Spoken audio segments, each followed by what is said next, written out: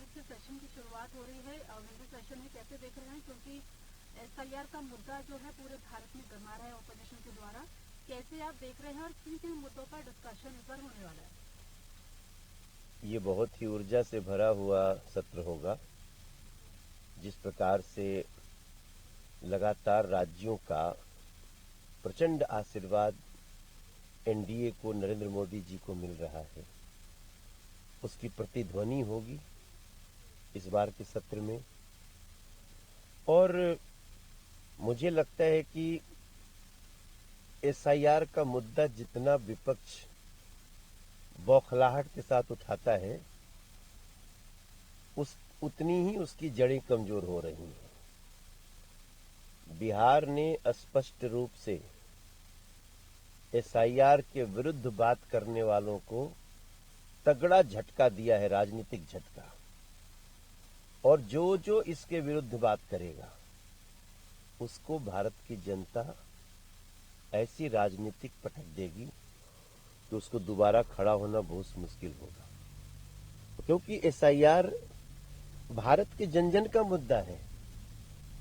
कोई व्यक्ति illegal vote को बर्दाश्त नहीं कर सकता।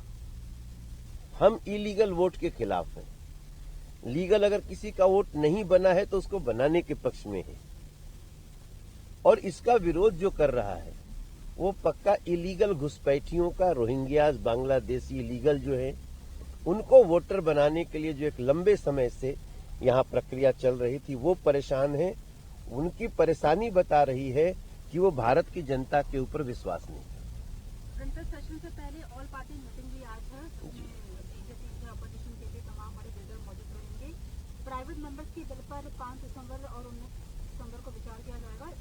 जो सेशन होगा इसमें टोटल 15 बैठकें होने वाली है। आज ऑल पार्टी मीटिंग को आप कैसे देख रहे हैं? इसमें अपोजिशन भी रहने वाला है। देखिए, हम लोग लोकतांत्रिक प्रक्रिया से चलने वाले लोग हैं, पार्टी हैं।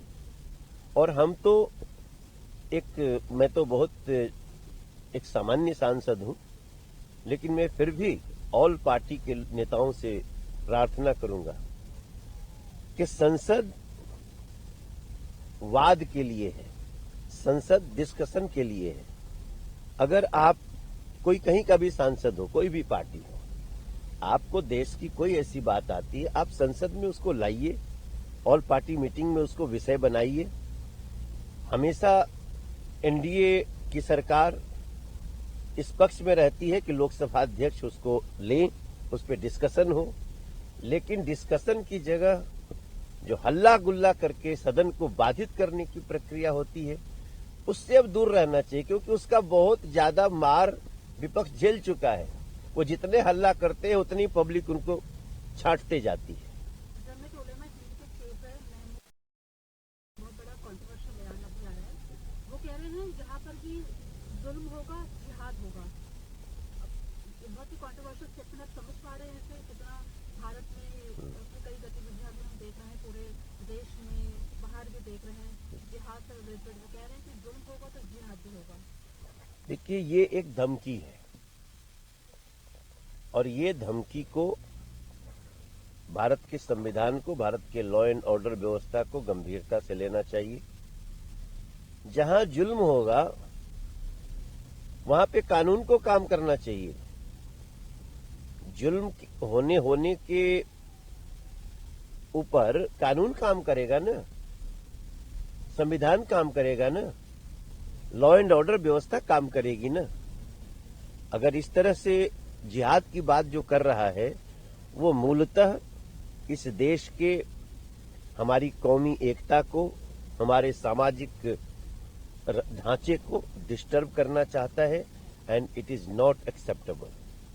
कर्नाटक में काफी चीजें चल रहा है। कांग्रेस कर्नाटक में चीफ मिनिस्टर कौन बना रहेगा, डिप्टी चीफ मिनिस्टर दोनों प्रस्ताव दाखिल कर रहे हैं। कांग्रेस और राहुल गांधी और कांग्रेस के चीफ की मुलाकात मीटिंग भी हुई है। कितना आप समझ रहे हैं कि पार्टी के अंदर इतना संकट है कि मुख्यमंत्री सिद्धारमैया या डिप्टी चीफ मिनिस्टर, क्या पद में फेरबदल होगा? दोनों में कॉन्फ्लिक्ट अंदर चल रहा है, पार्टी सुलझा नहीं पा रही है आपसी कलेश को। देखिए, इन सबके कारण राहुल गांधी जी हैं। कांग्रेस के अंदर जितनी टूटन हो रही है, जितना उठापटक हो रहा है, जितना अविश्वास फैल रहा है आपस में, उसकी वो कारण जो है वो राहुल गांधी जी है।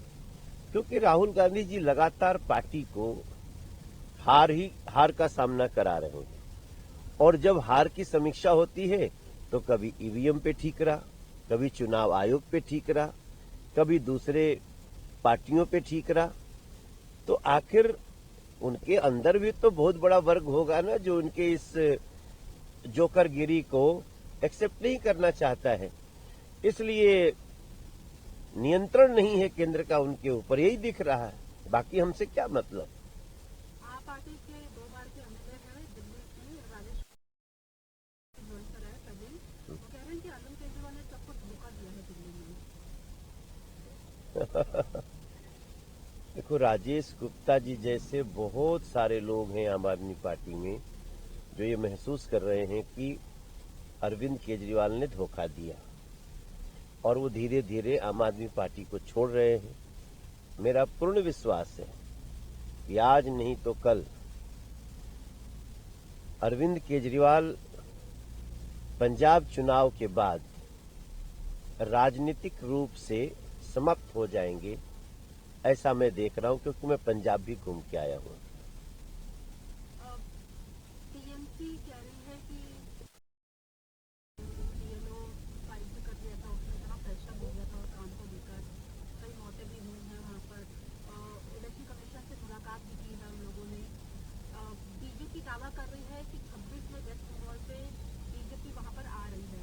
ममता बनर्जी की क्लेम्स को आप कैसे देख रहे हैं कि एसआईआर को इतनी हड़बड़ी में लोगों की मौतें हो रही है, प्रेशराइज किया जा रहा है, सही तरीके से नहीं हो रहा है काम।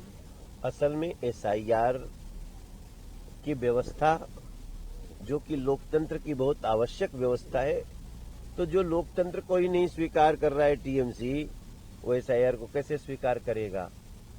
ममता दीदी की सारी प्रॉब्लम ये है कि अब इलीगल वोट कटेंगे और लीगल वोट जुड़ेंगे।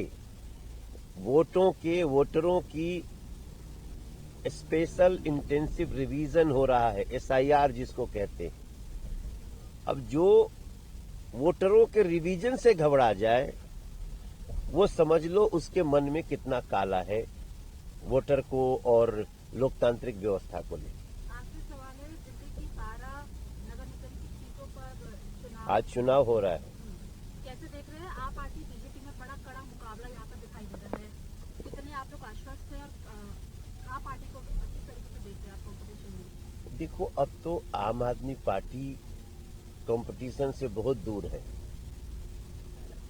अब चूंकि लोकतंत्र है, एक पार्टी खड़ी होती है तो दूसरी पार्टियों का भी कैंडिडेट खड़ा होता है। इसलिए हम ये तो नहीं कह सकते कि हम अब दूसरी पार्टी रही नहीं गई है। बहुत सारे लोग हैं जिनको अभी भी भाजपा से जुड़ना बाकी है, लेकिन अगर वो इस चुनाव में अपना भविष्य देखेंगे तो 12 की 12 सीटें भाजपा की आ सकती हैं।